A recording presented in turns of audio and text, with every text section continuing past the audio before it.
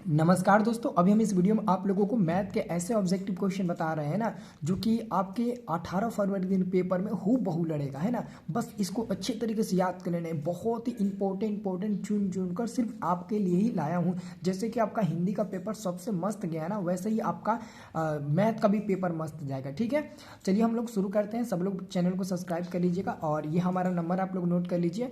आपको मैं हेल्प करता हूँ, जैसे कि हिंदी में मैंने आपको हेल्प किया था, वैसे ही हम आपको मैथ में भी हेल्प करेंगे। आपको क्या करना है, इस नंबर पर एसएमएस करना है कि सर हमको ग्रुप में जोड़ दीजिए, स्पेशल ग्रुप में। तो आप जैसे ही मैसेज करेंगे ना, तो इधर से हम आपको एक लिंक भेज देंगे आपके मैसेज को देखकर। अब जब लिंक भेजेंगे ना, तो उस पर क्लिक करके ज्वाइन कर लेना, है ना, फॉलो कर लेना हमारा ग्रुप, आप ज्वाइन कर लीजिएगा। ठीक है, चलिए। तो पहला नंबर बाबू क्वेश्चन है, वाई अक्ष पर सभी बिंदुओं का भुज होता है। तो देखिए बाबू, वाई अक्ष का जो निर्देशांक होता है ना, वाई अक्ष का निर्देशांक होता है 0, ये वाई अक्ष का निर्देशांक होता है। अब 0, में भुज पूछा गया है, तो भुज हम लोग पहिला को कहते हैं, पहिला को भुज कहते हैं। तो भुज का मान कितना दिया है, 0 दिया है, तो आंसर आपका हो जाएगा बी नंबर 0। दूसरा नंबर क्वेश्चन है, एक्स अक्ष पर स्थित किसी बिंदु के निर्देशांक का रूप है। तो एक्स अक्ष पर स्थित बिंदु का निर्देशांक x, 0 होता है ना। अगला क्वेश्चन है, एक्स अक्ष का समीकरण। बाबू, एक्स अक्ष का समीकरण y बराबर 0 होता है। अगर आपसे पूछा जाएगा y अक्ष का समीकरण क्या होगा, y अक्ष का समीकरण, तो x बराबर 0 बताइएगा। एक्स अक्ष का समीकरण y बराबर 0, y अक्ष का समीकरण x बराबर 0 हो जाएगा। ठीक है, अगला क्वेश्चन है, निम्न में मूल बिंदु के नियामक कौन है। तो ऑप्शन नंबर बी हो जाएगा, मूल बिंदु के नियामक 0, मूल बिंदु के नियामक हो जाएगा। अगला क्वेश्चन है कि बिंदु 6, -5 का एक्स नियामक। तो एक्स नियामक कौन सा होगा, जो पहला होता है ना, उसी को एक्स नियामक बोलते हैं। इसको एक्स नियामक, एक्स निर्देशांक, भुज बोलते हैं। तो पहला को एक्स नियामक बोलेंगे, तो ऑप्शन नंबर आपका ए नंबर सही जवाब मिलेगा। ठीक है, अगला क्वेश्चन ध्यान से देखिएगा। अगला क्वेश्चन है, प्रथम पाद में किस बिंदु की एक्स अक्ष से प्रथम पाद में स्थित किसी बिंदु की एक्स अक्ष से दूरी। देखिए बाबू, अगर कोई भी बिंदु आपके पास है, सपोज डेट एक्स, वाई आपके पास बिंदु है, तो कह रहा है क्वेश्चन एक्स अक्ष से दूरी। तो एक्स अक्ष को नहीं लेना है, वाई को लेना है। तो वाई आपका क्या कहलाता है, कोटि, वाई नियामक, वाई निर्देशांक, 3 नाम होता है, जिसमें से एक नाम दिया है कोटि, बस आंसर हो जाएगा। अगला क्वेश्चन है, बिंदु 7, 10 किस पाद में है। बाबू, 7 में भी प्लस छुपा हुआ है, 10 में भी प्लस छुपा हुआ है, और प्लस प्लस प्रथम पाद में होता है। ठीक है, अगला क्वेश्चन देखिएगा, मूल बिंदु से बिंदु r -x, y की दूरी। देखो, दोनों माइनस में रहे या दोनों प्लस में रहे या एक माइनस में एक प्लस में रहे, आपको बस याद रखना है कि अंदर रूट में x² + y² होना चाहिए। अगर यहाँ पर a, b रहेगा, तो अंदर रूट में a² + b² हो जाएगा। बस आपको यही याद रखना है। ठीक है, अगला क्वेश्चन, x अक्ष से दूरी, x अक्ष से बिंदु 3, 5 की दूरी क्या होगा। तो x अक्ष कहाँ है ना, तो x को नहीं लेना है, x को नहीं लेना है। अब किसको लेना है, तो x को नहीं लेंगे तो y को लेंगे। तो y का मान कितना है, 5, आपका उत्तर मिल जाएगा। ठीक है, अगला क्वेश्चन देखिएगा, मूल बिंदु से बिंदु x, y की दूरी। देखो, प्लस प्लस है ना, दोनों में प्लस प्लस है, तो बस याद रखना है अंदर रूट में x² + y² होना चाहिए। ठीक है ना, चलिए सब लोग बाबू वीडियो को लाइक कर दीजिए। अब देखिए, अगला क्वेश्चन पूछा है कि किस बिंदु की y अक्ष से दूरी उस बिंदु को क्या कहलाती है। तो कोई बिंदु है x, y, अब पूछ रहा है y अक्ष से दूरी, y अक्ष से दूरी, तो ये आपका y हो गया। और तो y नहीं लेना है, x लेना है। तो x का हम 3 नाम देते हैं, भुज, x नियामक, x निर्देशांक। तो जिसमें से आपका x निर्देशांक दिया है, तो उत्तर हो जाएगा। अगला क्वेश्चन है 12 नंबर दोस्तों, कि यदि साइन थीटा बराबर कॉस थीटा, 12 नंबर आपका क्वेश्चन है, यदि साइन थीटा बराबर कॉस थीटा, तो थीटा बराबर होगा। तो थीटा बराबर क्या होगा, तो सबसे पहले हम क्या करेंगे, यहाँ पे लिख देंगे साइन थीटा, और साइन थीटा, और बाटा में इसको कर देंगे, बाटा में कॉस थीटा कर देते हैं, है ना, और बराबर में 1 कर देते हैं। क्यों, क्योंकि कॉस में 1 में गुणा होगा, तो फिर कॉस मिल जाएगा, और आपका फिर साइन बराबर कॉस आ जाएगा। तो साइन बटे कॉस क्या होता है, tan थीटा होता है ना, और बराबर में 1 tan कितना का मान होता है, tan 45 डिग्री का मान होता है। तो tan से tan कट जाएगा, ये थीटा का मान आपका 45 डिग्री, ए नंबर मिल जाएगा। अगला क्वेश्चन देखिएगा, 18 साइन 18 बटे कॉस 72। दोस्तों, अगर दोनों डिग्री को जोड़ा जाए, दोनों डिग्री को जोड़ने पर अगर 90 मिल जाए ना मान, तो इसका आंसर 1 हो जाता है, याद रखना ट्रिक से, है ना। अगला क्वेश्चन बाबू आप देखिएगा, 14 नंबर, √2 एकदम स्पेशल क्वेश्चन है ना। यदि √2 कॉस थीटा बराबर 1 हो, तो थीटा का मान क्या होगा। तो सबसे पहले हम क्या करेंगे, यहाँ पे लिखेंगे कॉस थीटा बराबर 1, और √2 हम लोग नीचे हम लोग बाटा में कर देंगे, है ना। तो यहाँ पे लिखेंगे कॉस थीटा बराबर 1/√2, कॉस कितना का मान होता है, कॉस 45 डिग्री का मान होता है। तो कॉस 45, कॉस से कॉस कट जाएगा, थीटा बराबर 45 डिग्री, आपका ऑप्शन नंबर बी सही जवाब मिलेगा। ठीक है, अगला क्वेश्चन ध्यान से देखिएगा। यदि √3 सेक थीटा बराबर 2, तो यहाँ पे हम क्या करेंगे, सेक थीटा का मान बाहर निकालेंगे, बराबर में 2 बाटा में √3 हो जाएगा। ओके, तो अब हम क्या करते हैं, सेक थीटा बराबर 2/√3 सेक कितना का मान होता है, तो 2/√3 दोस्तों सेक कितना का मान होता है, याद है ना, तो आपको याद होना चाहिए सेक 30 डिग्री का मान होता है ना। तो सेक सेक कट जाएगा, फिर से थीटा बराबर हमारा यहाँ पर देखने को मिल जाएगा 30 डिग्री, है ना। अगला क्वेश्चन है कॉस थीटा बराबर √3 है ना। तो पहले हम कॉस थीटा बाहर निकालेंगे और तो √3 हमारा ऊपर हो जाएगा, और ये जो 2 है ना ये नीचे आपका आ जाएगा, है ना। तो ये हो जाएगा कॉस थीटा बराबर √3/2 कॉस कितना का मान होता है, तो कॉस 30 डिग्री का मान होता है ना, कॉस 30 डिग्री का मान होता है। तो कॉस कॉस कट जाएगा, फिर से थीटा का मान कितना मिल जाएगा, 30 डिग्री मिल जाएगा। ओके, अब देखिए यदि थीटा बराबर 45 डिग्री, तो कॉस स्क्वायर थीटा माइनस में साइन स्क्वायर थीटा का मान क्या होगा, तो यहाँ पर लिखिए कॉस स्क्वायर थीटा की जगह पर 45 माइनस में साइन स्क्वायर थीटा की जगह पर आप लोग 45। तो कॉस 45 का मान होता है 1/√2 इसका स्क्वायर, माइनस में साइन 45 का भी मान होता है 1/√2 इसका स्क्वायर। तो दोस्तों एगो माइनस में एगो प्लस में है, ये कट कर आपका जीरो मिल जाएगा, है ना। एगो माइनस में है एगो प्लस में है, तो कट कर जीरो मिल जाएगा, सी नंबर, है ना। अगला क्वेश्चन है निम्नलिखित में किसका मान √2 है, तो इसका मान √3 होता है, और इसका मान आपका होता है 1/√2, और इसका मान होता है 1/2, लेकिन जो आपका दिया है ना कौशिक 45, इसका मान √2 होता है। तो ये वाला हमारा आंसर बिल्कुल सही जवाब मिल जाएगा। ठीक है, चलिए अगला क्वेश्चन देखिएगा। ये क्वेश्चन आपका है, ध्यान से देखिएगा। यदि थीटा बराबर 45 डिग्री है ना, तो थीटा बराबर 45, तो इतना का आपको मान बताना है कि क्या होगा। तो सबसे पहले हम लिखेंगे tan स्क्वायर थीटा का मान कितना है 45, तो 45 डिग्री प्लस में 1/, नीचे साइन क्या है, साइन स्क्वायर है, तो साइन स्क्वायर थीटा का मान 45 डिग्री रख देंगे। तो tan स्क्वायर 45 का मान 1 होता है, तो 1 का स्क्वायर प्लस में 1/, tan साइन 45 का मान होता है 1/√2, तो 1/√2 का स्क्वायर कर देंगे, तो कितना मिल जाएगा, ये 1 का स्क्वायर 1 हो जाएगा, प्लस ऊपर 1 नीचे 1 का स्क्वायर 1 और √2 का स्क्वायर 2 जाकर 1 में गुणा हो जाएगा, तो 1 + 2 = 2 और बाटा में 1, तो ये मिल जाएगा 1 + 2 में 1 में भाग लगेगा 2, यानी कि ये मिल जाएगा आपका 3। कितना मिल जाएगा, 3 मिल जाएगा, यानी कि आंसर आपका सी नंबर वाला बिल्कुल सही जवाब मिल जाएगा। अब देखिए कौशिक थीटा बराबर होता है, तो कौशिक थीटा होता है 1/sin थीटा का बराबर, सी नंबर उत्तर हो जाएगा। अगला क्वेश्चन ध्यान से देखिएगा। यहाँ से आप साइन थीटा पहले बाहर निकालो, अगर आप साइन थीटा बाहर निकालते हो तो 1/2 मिल जाएगा, क्या, तो 1/2 मिल जाएगा, कितना मिलेगा, 1/2 मिल जाएगा। ओके, ये आपको याद रखना है। अब दोस्तों साइन का उल्टा क्या होता है, कौशिक होता है। तो अगर मैं कौशिक का मान पूछूं तो साइन का उल्टा कौशिक होता है। तो अगर साइन का मान 1/2 है तो कौशिक का मान हो जाएगा 2, है ना। अब यहाँ से क्या करिए, आप 3 कॉमन ले लीजिए, तो मिल जाएगा आपका कॉट स्क्वायर थीटा प्लस में 1, यानी कि इसको हम ऐसे भी लिख सकते हैं 1 + कॉट स्क्वायर थीटा, ऐसे लिख सकते हैं ना। तो क्या हो जाएगा, 3 गुणे 1 + कॉट स्क्वायर थीटा का फॉर्मूला होता है कौशिक स्क्वायर थीटा होता है। तो यहाँ पर हो जाएगा 3 गुणे कौशिक स्क्वायर थीटा का मान कितना है, 2 है ना, तो 2 लिखिए, ऊपर स्क्वायर है तो स्क्वायर दे दीजिए, तो 3 हो जाएगा, 2 का स्क्वायर 4, तो ये गुणा हो जाएगा, आपका मिल जाएगा 12, है ना। ऑप्शन नंबर ए सही जवाब मिल जाएगा, 12 मिल जाएगा। ठीक है, अगला क्वेश्चन देखिए। 11 और 79 को जोड़िएगा 90 मिल जाएगा, तो मतलब कि इसका मान जो मिलेगा वो 1 मिल जाएगा। ठीक है, इसको याद कर लीजिएगा, है ना। अगला क्वेश्चन देखिएगा, है ना। अगला क्वेश्चन बाबू आप लोग देखिएगा ध्यान से। एक काम करो, यहाँ पर कौशिक स्क्वायर 57 है और माइनस में tan स्क्वायर 33 है ना। आप क्या करो, दोनों में से किसी को भी चेंज करो, किसी को भी, मतलब कि दूसरे रूप में दोनों में से किसी को भी चेंज करो।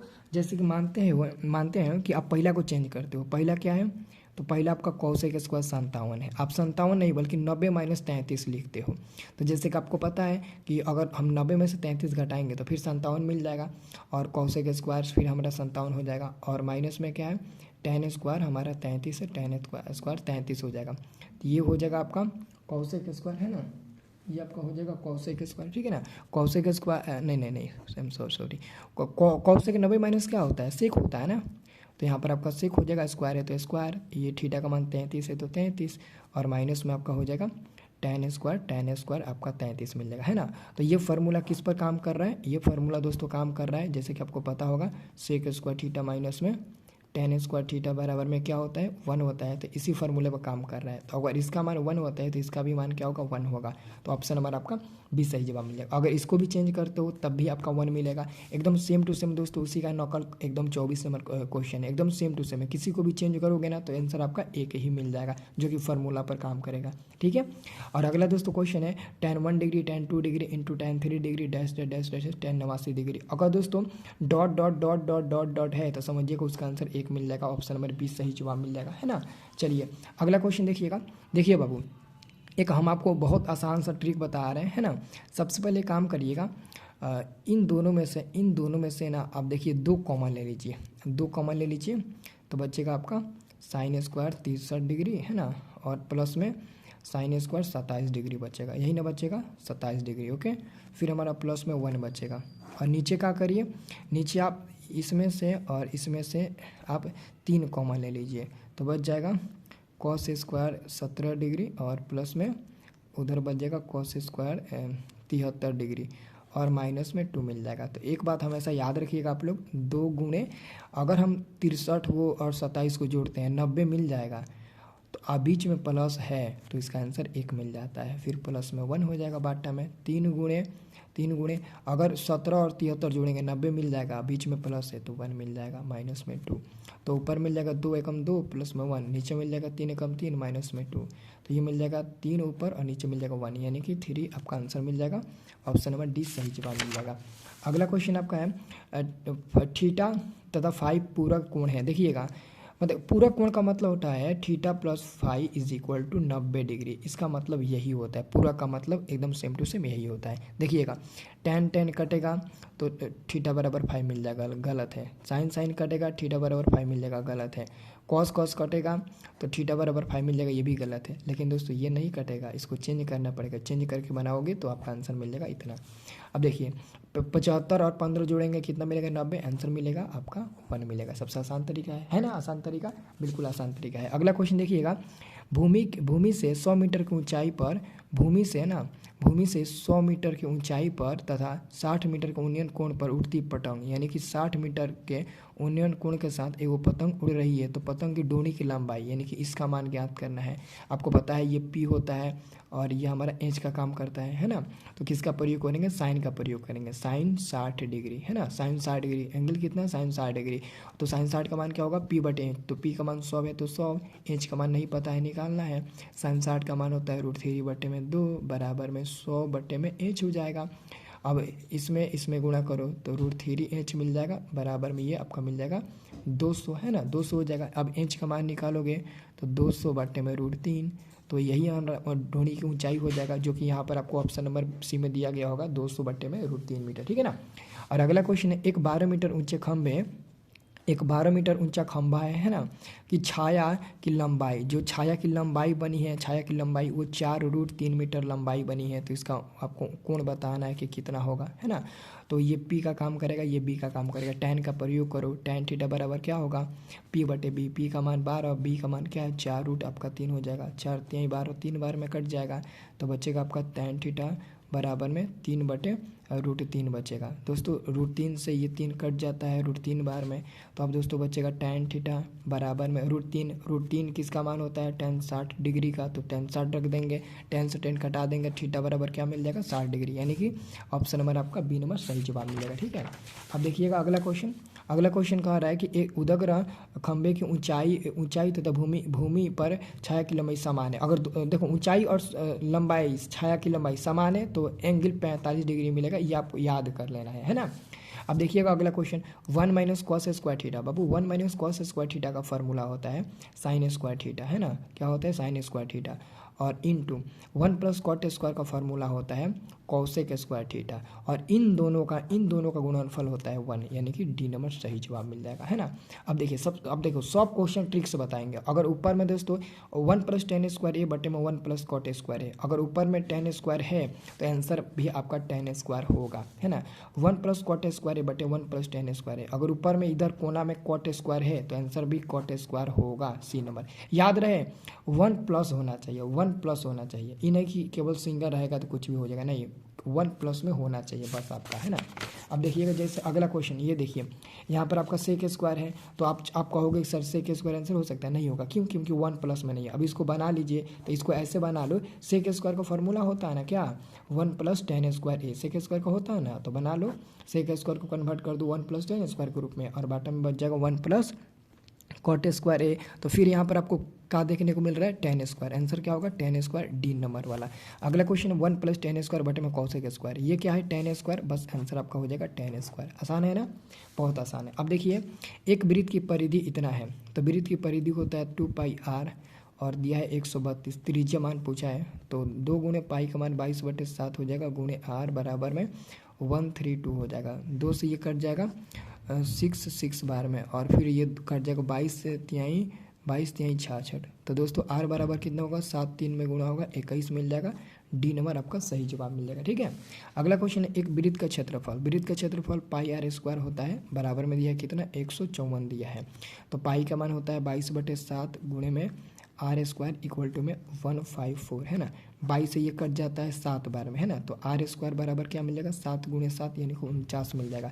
तो आर का मान निकालोगे कितना मिल जाएगा, आर का मान निकालोगे तो 7 मिल जाएगा। अब कह रहा है कि परिधि आपको निकालना है, तो इसकी परिधि निकालना है। परिधि होता है 2πr, तो हो जाएगा 2 गुणे पाई का मान 22/7 गुणे आर का मान हम निकाले हैं 7, 7 से 7 कैंसिल, 22 दूने के 44, आपका उत्तर मिल जाएगा सी नंबर वाला। ठीक है, अगला क्वेश्चन देखिएगा, अगला क्वेश्चन है दो वृत्त के परिधि का अनुपात इतना है और क्षेत्रफल का अनुपात पूछा गया है। तो आप क्या करो, क्षेत्रफल का अनुपात निकालना है, तो 3 का स्क्वायर कर दो, 4 का स्क्वायर कर दो, 3 का स्क्वायर 9 और 4 का स्क्वायर 16। ऑप्शन नंबर डी आपका सही जवाब मिल जाएगा। ठीक है, अगला क्वेश्चन है 64 पाई से स्क्वायर वृत्त का व्यास आपको बताना है, यानी कि क्षेत्रफल आपका पाई आर स्क्वायर होता है, लेकिन दिया है आपका 64 पाई, तो पाई से पाई कैंसिल, आर स्क्वायर बराबर रूट में 64 आपका हो जाएगा, तो वर्गमूल मिल जाएगा 8। तो व्यास बताना है, व्यास को डी बोलते हैं, डी बराबर होता है 2r, तो लिख देंगे 2 गुणे r, तो 2 अठे आपका 16 मिल जाएगा, बी नंबर वाला सही उत्तर। ठीक है ना, अगला क्वेश्चन है दो वृत्त के क्षेत्रफल का अनुपात इतना है, तो त्रिज्या का अनुपात बताना है। तो जब त्रिज्या निकालना होगा तो √4 कर देना, √1 कर देना, दोनों को रूट कर देना और बाहर निकाल देना, 2 अनुपात आपका 1 मिल जाएगा उत्तर। ठीक है, अगला क्वेश्चन है वृत्त के केंद्र पर बना कोण कितना होता है, तो वृत्त के केंद्र पर 360 डिग्री का कोण बना हुआ होता है। ठीक है, अब देखिएगा अगला क्वेश्चन आपका है किसी वृत्त के क्षेत्रफल का अनुपात इतना है, तो त्रिज्या का अनुपात, बस इसको रूट में डालकर बाहर निकाल दो, 4 का वर्गमूल 2, 9 का वर्गमूल 3, तो 2 और 3 बी नंबर सही जवाब मिल जाएगा, है ना। किसी वलय की बाहरी और भीतरी त्रिज्या इतना है, तो उसका क्षेत्रफल, वलय का क्षेत्रफल होता है पाई और ब्रैकेट में बड़ा वाला आर स्क्वायर माइनस छोटा वाला आर स्क्वायर, तो पाई का मान होता है 22/7, बड़ा वाला आर 4 होगा ज़्यादा, तो 4 का स्क्वायर, छोटा वाला आर है 3, तो 3 का स्क्वायर, तो ये हो जाएगा 22/7 गुणे 4 का स्क्वायर 16, 3 का स्क्वायर 9 हो गया, तो ये हो जाएगा 22/7 गुणे 16 में से 9 गया, मिलेगा 7, 7 से 7 कैंसिल, मिल जाएगा 22, और ऑप्शन नंबर ये दिया है ए नंबर में। अगला क्वेश्चन है दो वृत्त के परिधि का अनुपात इतना दिया है और त्रिज्या का अनुपात पूछा है। दोस्तों इसमें क्षेत्रफल नहीं पूछा है, ना ही आयतन पूछा है, परिधि दिया है और त्रिज्या पूछा है, तो परिधि भी सेंटीमीटर में होता है, त्रिज्या भी सेंटीमीटर में होता है, मतलब कि जितना दिया है उतना ही आंसर हो जाएगा, यहाँ पर कोई भी चेंजिंग नहीं होगा। ठीक है, अगला क्वेश्चन अर्धवृत्त का कोण कितना होता है, अर्धवृत्त का कोण बाबू 180 डिग्री का नहीं बल्कि 90 डिग्री का होता है, अर्धवृत्त का कोण 90 डिग्री का होता है। ठीक है ना, अगला क्वेश्चन ध्यान से देखिएगा, कह रहा है अगला क्वेश्चन, यदि वृत्त की त्रिज्या आधी कर दी जाए, कोई वृत्त की त्रिज्या है ना, ध्यान से देखिएगा, है ना, मैं आपको बता देता हूँ, कह रहा है ना कोई वृत्त की त्रिज्या है, कोई वृत्त की त्रिज्या है, त्रिज्या जिसको ना आधा कर दिया गया है, त्रिज्या का आधा का मतलब होता है r/2 कर दिया गया है, तो कह रहा है कि पुराने और तथा नए, तो पुराना परिधि का अनुपात, तो बाबू पुराना वाला परिधि होता है 2πr और नया वाला परिधि भी 2πr ही होगा, लेकिन नया वाला वृत्त की परिधि में त्रिज्या को r/2 किया गया है, तो r/2 त्रिज्या को कर दो, 2π से 2π कटा दो, 8 से 8 कटा दो, 1 बार में, तो ऊपर 1 नीचे 1/2 मिलेगा, ये 2 गुणा होगा तो 2/1 मिलेगा। अब 2/1 को 2:1 हम लोग टिक लगाएंगे, 1:2 टिक लगाओगे ना तो गलती हो जाएगा, थोड़ा सा मिस्टेक में। अगला है यदि किसी वृत्त की त्रिज्या तिगुनी कर दी जाए, मतलब कि इस बार त्रिज्या को क्या किया गया है, तिगुना मतलब कि 3r कर दिया गया है, तो कह रहा है कि नए और पुराने वृत्त के परिधि का अनुपात, तो नए वाला वृत्त की परिधि क्या होगा 2πr होगा, लेकिन r में क्या होगा 3r हो जाएगा, क्योंकि पहले दोस्तों नया कहा है ना, इसलिए पहले हम नया वाला लिखेंगे, है ना, तो नया वाला ऊपर क्या होगा आपका 2π3r हो जाएगा। क्यों आर की जगह पर 3r क्यों होगा? क्योंकि पुराना वाला नया वाला वृत्त की त्रिज्या को तिगुना किया गया है और पुराना वाला वृत्त की परिधि 2πr ही रह जाएगा। 2π से 2πr से r कट जाएगा, ऊपर 3 बचेगा नीचे 1, यानी कि 3:1। इसका आंसर मिल जाएगा बी नंबर वाला, है ना। अगला क्वेश्चन है, यदि किसी वृत्त की त्रिज्या तिगुनी कर दी जाए, है ना, तो यदि किसी वृत्त की त्रिज्या दुगुनी कर दी जाए, है ना, दुगुनी कर दी जाए तो नए और पुराने, तो नए वृत्त की परिधि हो जाएगा 2π, दुगुना मतलब कि 2r हो जाएगा और पुराना वाला वृत्त की परिधि 2πr ही हो जाएगा। 2π से 2π, r से r कट जाएगा, ऊपर 2/1 यानी कि 2:1। इसका आंसर मिल जाएगा बी नंबर। अगला क्वेश्चन है 44 मीटर परिधि वाले वृत्त की त्रिज्या, है ना, तो परिधि होता है 2πr इक्वल टू में 44 दिया है, तो 2 गुणे पाई का मान होता है 22/7 गुणे r इक्वल टू में 44 हो जाएगा। तो 22 दूने का 44, 2 से 2 कट जाएगा एक बार में, तो r बचेगा और बराबर में ये जो 7 है वो 1 में गुणा हो जाएगा, तो r का मान 7 सेंटीमीटर मिल जाएगा। तो कह रहा है कि वृत्त की त्रिज्या क्या होगी, तो वृत्त की त्रिज्या आपका 7 मीटर मिल जाएगा, है ना, मीटर में है, आप लोग मीटर में टिक लगाइएगा, ठीक है ना। तो बहुत अच्छे से इसे बना लीजिएगा, मैं आपको जितना रिकॉर्डेड वीडियो दे रहा हूँ ना सारा देख कर जाओ, पूरा क्वेश्चन फंसेगा। और आपको पता ना ये हिंदी में कितना आप लोगों ने धमाल मचाया, बहुत मजा आया ना हिंदी का पेपर देखकर। सब लोग चैनल को सब्सक्राइब कर लीजिएगा बाबू आप लोग, ठीक है ना।